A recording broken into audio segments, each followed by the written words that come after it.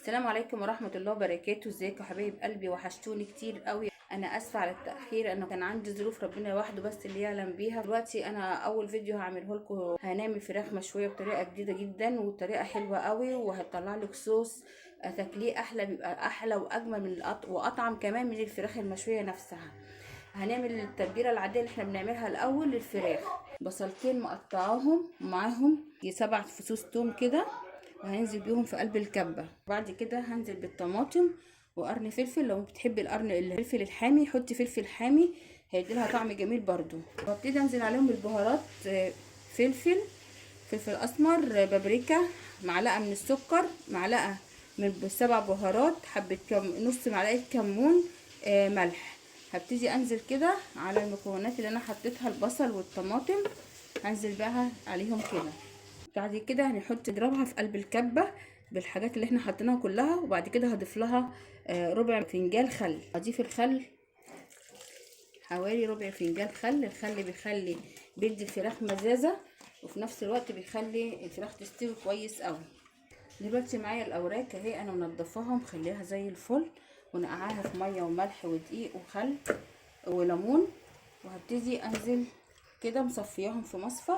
عايزه الفراخ بتاعتي ناشفه ما يكونش فيها ميه، فهنزل كده في قلب البوله اللي انا هحط فيها التتبيله، واقلبهم في قلب بعضهم بالتتبيله عشان كله تاخد طعم يعني التتبيله تخش في الجلد من تحت. ولو احنا عايزين برضو نفتح الجلد شويه هنفتحه. دلوقتي اجيب ليمونتين وابتدي اعصر على الفراخ نفسها كده الليمون.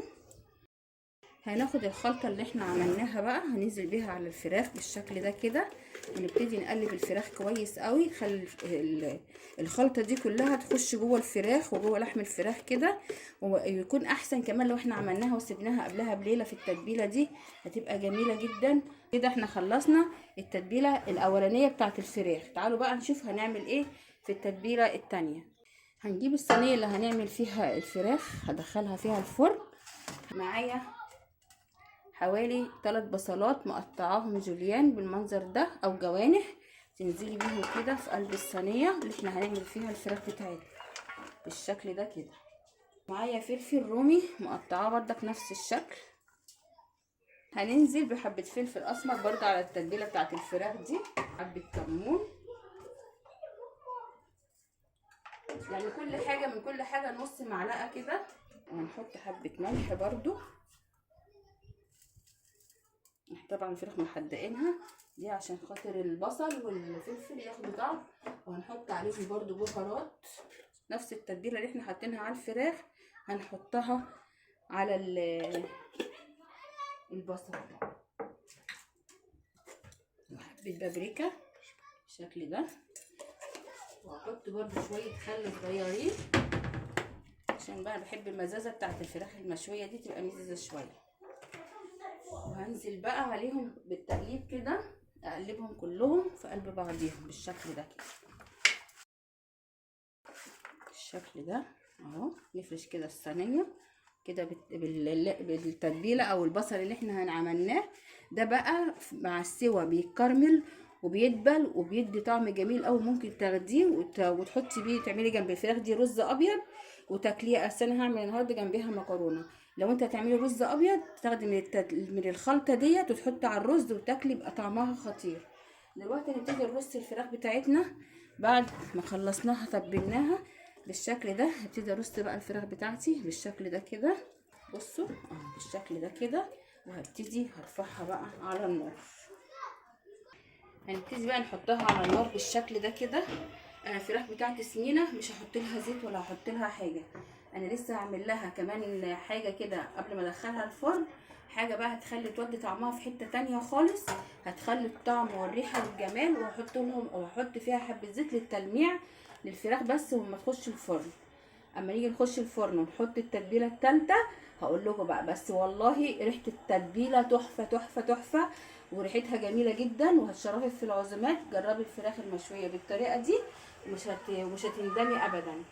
ولو اول مره بتشوفي قناتي اسمها اكلات مصريه مع عزه نصر. دلوقتي بقى هنعمل الدهان بتاع الوش اللي احنا ندهن بيه وش الفراخ. معايا هنا حبه فلفل اسمر وعصير ليمونه كبيره. انا عامله ليمونتين عشان هما الليمون اللي عندي صغير. لو انت عندك الليمون كبير شويه عن اللي انا بعصر فيه دوت، اعملي ليمونه كبيره. ننزل بحبه زيت صغيرين بالشكل ده كده للتلميع. معلقه من الصلصه ننزل بيها كده. انزل عليهم بمعلقه من صويا صوص، دي بقى اللي هتخلي شكل الفراخ جميل جدا وبتديها اللون الاحمر الجميل. اهو انا نزلت معلقتين كده عشان عندي الصينيه فيها فراخ كتير. وشعرة ملح صغيره، حبه ملح صغيرين جدا. وهبتدي اقلب الخليط ده كله كده في قلب بعضيه. انا صينيه الفراخ اهي من على النار، دلوقتي هبتدي ادهنها. نبتدي بقى ناخد الخلطه اللي احنا عملناها دي ونبتدي ندهن بيها الفراخ بالشكل ده كده.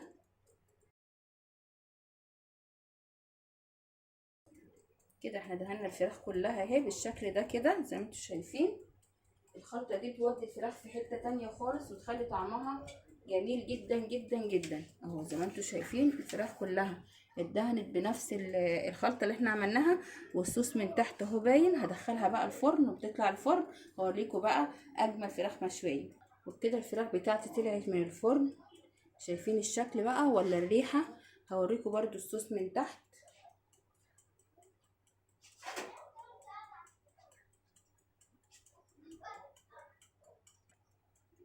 مش قادره اوصف لكم الجمال بتاع الريحه وطعمها خطير. شايفين الصوص اهو الكرمل بقى عامل ازاي اهو. ده تاخدي من الصوص ده بقى كده وتاكلي، تحطي على الرز تحطي على المكرونه يبقى طعمه جميل. الفراخ بتاعتي مستويه على الاخر، شايفين المنظر؟ الفراخ مستويه على الاخر خالص وطعمها روعه. جربي الوصفه دي، طريقه الشوي ديت جميله جدا. احلى ما تشويها في الفرن على طول، بتحطيها على البوتاجاز وتسيبيها لمده نص ساعه وتحطيها في الفرن وبتطلع دايبه دوب كده والطعم خطير والنتيجه مضمونه. لو عندك ضيوف هتشرفك قدام ضيوفك. ما تنسيش في الاشتراك في القناه وتفعيل زر الجرس والكومنتات منكم حلوين زيكم كده يا امارات.